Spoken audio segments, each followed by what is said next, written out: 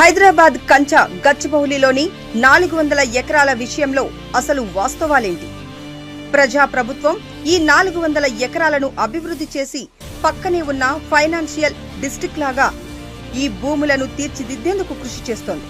ఈ రోజు American consulate అక్కడనే ఉంది, ఈ రోజు విప్రో అక్కడనే ఉంది, ఇన్ఫోసిస్ అక్కడనే ఉంది, ఐటీ పరిశ్రమలన్నీ అక్కడనే ఉన్నాయి.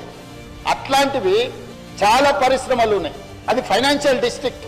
ఆ ఫైనాన్షియల్ డిస్ట్రిక్ట్ ని ఇంకా కొంచెం ఎక్స్పాండ్ చేస్తే అంతర్జాతీయ స్థాయిలో పెట్టుబడులను ఆకర్షించుంటాడని అని చెప్పి ఈ రోజు అక్కడ దాన్ని విస్తరించే ప్రయత్నంలో భాగంగా ఈ రోజు పోయిన అధ్యక్ష.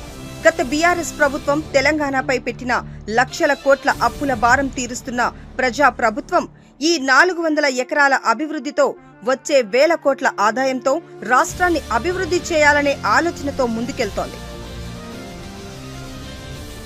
ఈ భూమిని అభివృద్ధి చేసి కంపెనీలకు అప్పగిస్తే ఆ భూముల్లో భారీగా మల్టీనేషనల్ కంపెనీలు పెట్టుబడులు పెట్టనున్నాయి. దాంతో తెలంగాణ యువతకు భారీగా ఉద్యోగ అవకాశాలతో పాటు కంపెనీలు కట్టే ట్యాక్సులతో ఆదాయం పెరిగి తెలంగాణ అభివృద్ధికి ఉపయోగపడనుంది. నాడు hitech city, knowledge city, financial డిస్ట్రిక్ట్లను ఏర్పాటు చేసి హైదరాబాద్ కు భారీగా పెట్టుబడులు వచ్చేలా చేసిన కాంగ్రెస్ ప్రభుత్వం నేడు ఈ 400 ఎకరాలను అభివృద్ధి చేసి హైదరాబాద్ ను పెట్టుబడులకు గమ్యస్థానంగా మార్చేలా కృషి చేస్తోంది. ప్రజా ప్రభుత్వం తెలంగాణను అభివృద్ధి చేయడాన్ని సహించలేని బీఆర్ఎస్ పార్టీ ఈ 400 ఎకరాల విషయంలోనూ కుట్రలకు తెరతీసింది.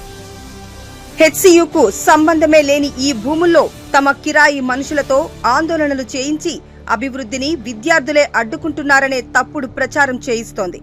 ప్రజా ప్రభుత్వం తెలంగాణను అభివృద్ధి చేస్తే తమకు భవిష్యత్తు ఉండదనే భయంతో బీఆర్ఎస్ దొరలు ప్రతి అభివృద్ధి కార్యక్రమాన్ని అడ్డుకుంటున్నారు.